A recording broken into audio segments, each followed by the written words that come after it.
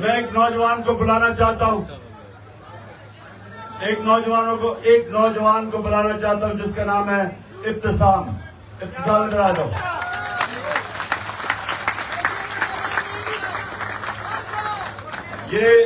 اب یہ سنو، ذرا اس کو دیکھ لو، یہ دیکھو، چپ کر کے ذرا اس نوجوان کو دیکھو۔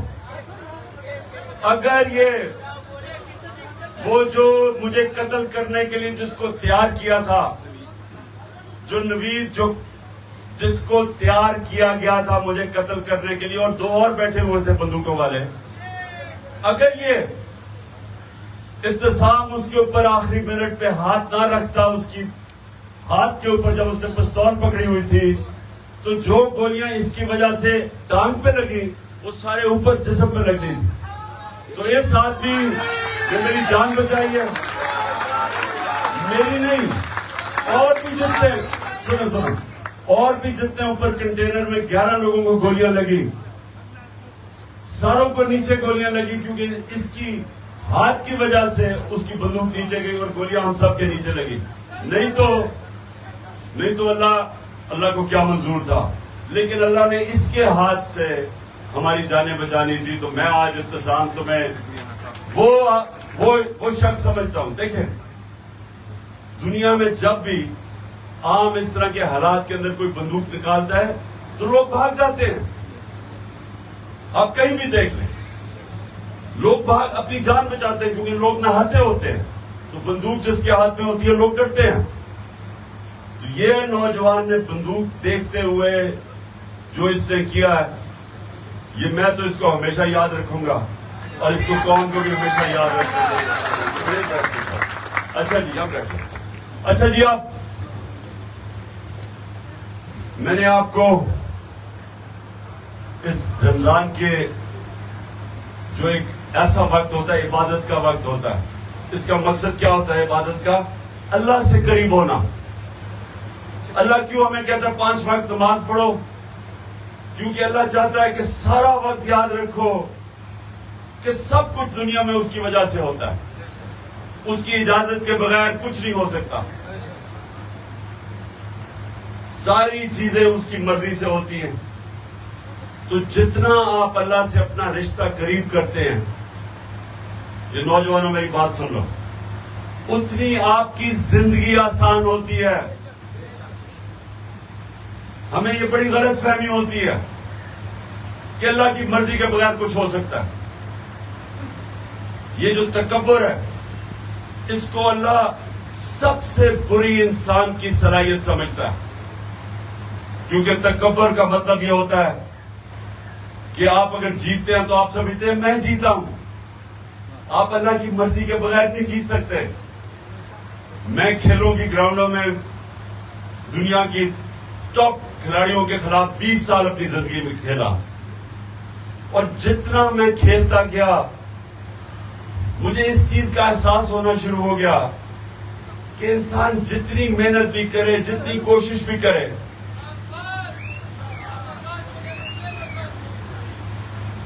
جتنی بھی انسان کوشش کر لے، وہ ایک لیول سے اوپر وہ نہیں جا سکتا۔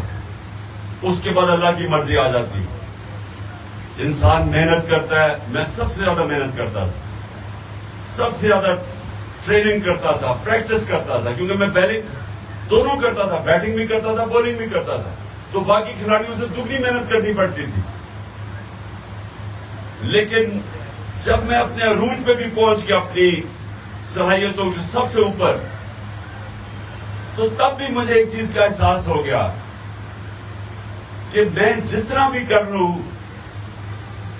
ایک سطح کے بعد میرے ہاتھ سے پھر گیم چلی جاتی تھی۔ میں آپ کو مثال دیتا ہوں، ہمارا تھا لاہور میں سیمی فائنل ورلڈ کپ کا،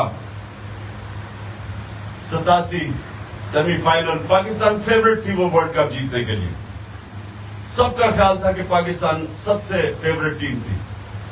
تو ہم سب سے پہلے سیمی فائنل میں پہنچ گئے، ہم نے وہ ویسٹ انڈیز کو بھی ہرا دیا جو اس وقت کی سب سے بڑی، سب سے طاقتور ٹیم تھی۔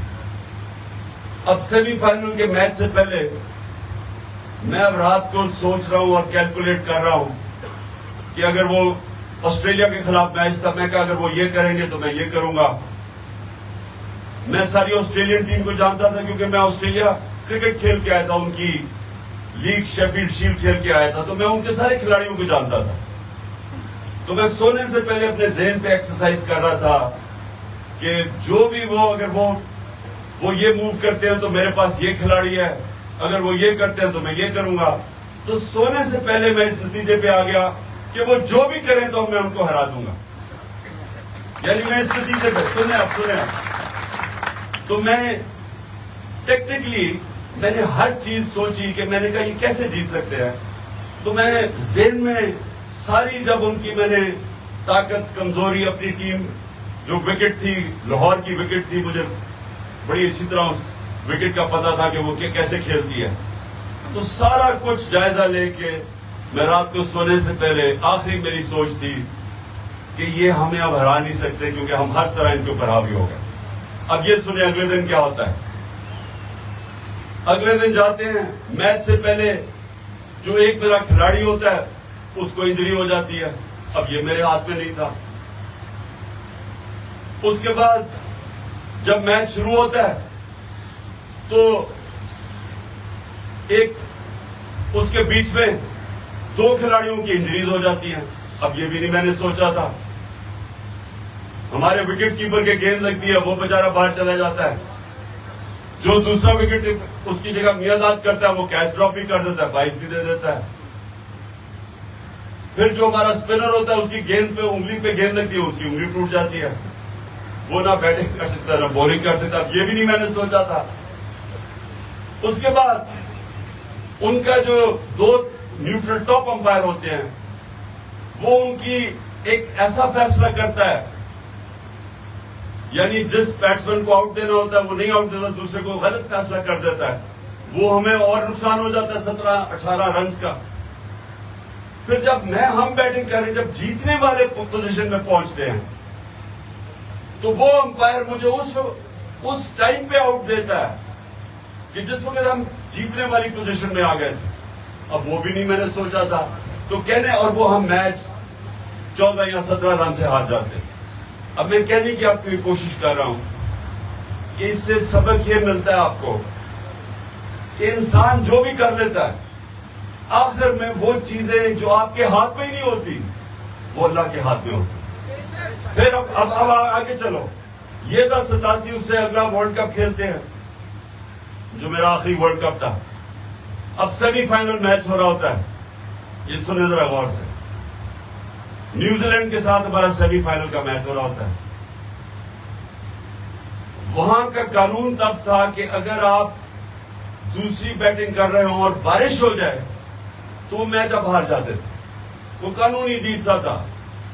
تو ہم دوسرے بیٹنگ کر رہے، گھنے بادل آئے ہوئے، صرف 5 منٹ بارش ہونی تھی اور میچ ختم، ہم ہار گئے تھے. تو وہ جیسے جیسے ہم جیتنا شروع کیا تو سارا جو بھرا ہوا تھا اسٹیڈیم، نیوزی لینڈ میں میچ تھا، سارے اب آسمان کی طرف دیکھ رہے ہیں کہ اب بارش شروع ہوگی. وہ تھوڑی سی بوندا باندی ہوتی تھی، وہ امپائر جاتا تھا باہر نکلنے کے، بارش رک جاتی تھی. پھر وہ تھوڑی سی بوندا، پھر وہ کہتا تھا باہر جا. سارا کراؤڈ دعائیں کر رہا تھا کہ اب بارش ہو، تو وہ بارش نہیں ہوتی تھی. 15 منٹ میچ کے بعد بارش شروع ہوئی اور 1.5 دن بارش چلی. کہنے کا مقصد یہ ہے کہ یہ ہمارے ہاتھ میں نہیں ہوتا. تو اس لیے جو آپ تکبر کرتے ہیں نا کہ میں جیتا ہوں، یہ اللہ کی مرضی کے بغیر کوئی جیت نہیں سکتا. اس لیے تکبر ایک منٹ